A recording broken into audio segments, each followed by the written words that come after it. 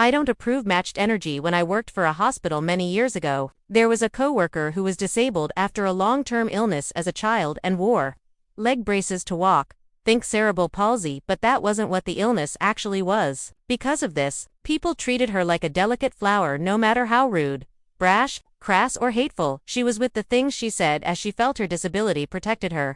And you'd get in far more trouble if you assaulted, cursed out a disabled woman. She also claimed to be an evangelist, and did, and said, things that would make the devil blush.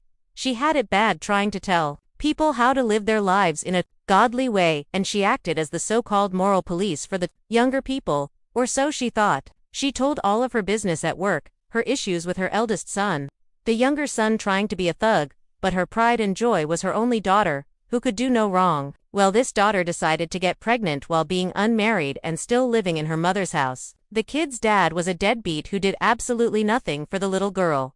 Enter me. I had a boyfriend of 3.5 years at the time, who ended up being my husband a mere 7 months after we moved in together. I had mentioned to my coworkers we had decided to move in together as it didn't make much sense paying rent in two places as we were together all the time anyway, and decided to make those two rents become one.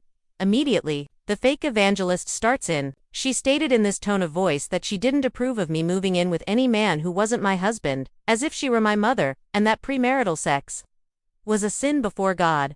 Oh, why did she say that?